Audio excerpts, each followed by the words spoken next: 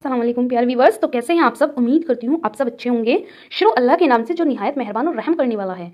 बिस्मिल्लाहिर्रहमानिर्रहीम। जन्नत में अपनी माँ बाप से कैसे मुलाकात होगी और जन्नत में किन किन से मुलाकात होगी, तो आइए हम इस वीडियो में ये जानते हैं। जन्नत में अपने माँ बाप से कैसे मुलाकात होगी, वो मंजर कैसा होगा, जन्नत में किन किन रिश्तेदारों से मुलाकात होगी, ये जानना हर मुसलमान के लिए जरूरी है, जिसे जानकर आप हैरान रह जाएंगे। नाजरीन, किसी भी इंसान के लिए दुनिया में सबसे ज्यादा पाकीज़ा और मोहब्बत करने वाला रिश्ता उसके माँ बाप का है।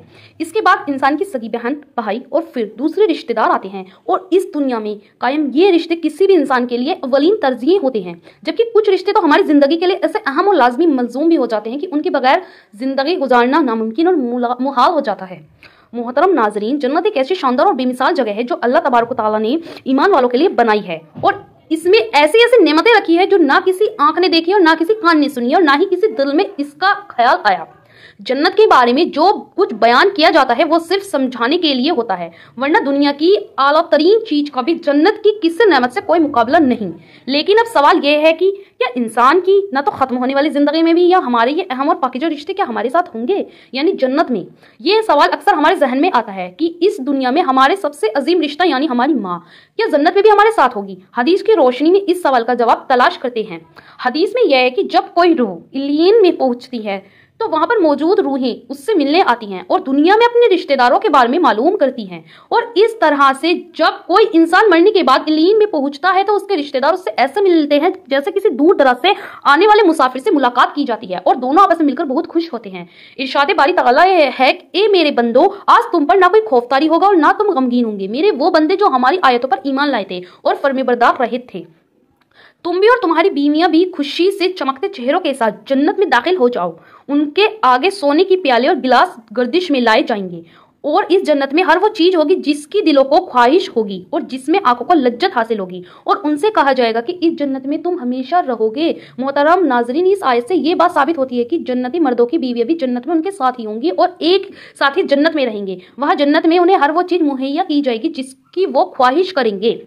हजरत अबू हुरैरा रजी अल्लाह अन्हु से रिवायत है कि रसूल करीम सल्लल्लाहु अलैहि वसल्लम ने इरशाद फरमाया, जिस वक्त कोई मोमिन बंदा मरने के करीब होता है तो रहमत के फरिश्ते सफेद रेशमी कपड़े लेकर आते हैं और रूह से कहते हैं कि निकल जा, तू अल्लाह से रजामंद है और अल्लाह तुझसे रजामंद है। अल्लाह ताला की रहमत की जानिब, उसके रिस्क की जानिब और अपने परवरदिगार की जानिब जो कि गजबनाक नहीं है। फिर वो रूह इस तरह मुहत्तर हालत में निकल जाती है जिस तरह से उम्दा खुशबूदार मुश्क, और फरिश्ते हाथ पर उसे उठाए हुए आसमान के दरवाजों पर ले जाते हैं। तो आसमान वाले फरिश्ते कहते हैं कि उम्दा खुशबू है जो कि जमीन से आई है। फिर उसको अहले ईमान की अरवाह के पास ले आते हैं तो वो अरवाह खुश हो जाती है, और ये खुशी उस खुशी से भी ज्यादा होती है जो किसी बिछड़े हुए की आमद से इंसान को मैसर आती है।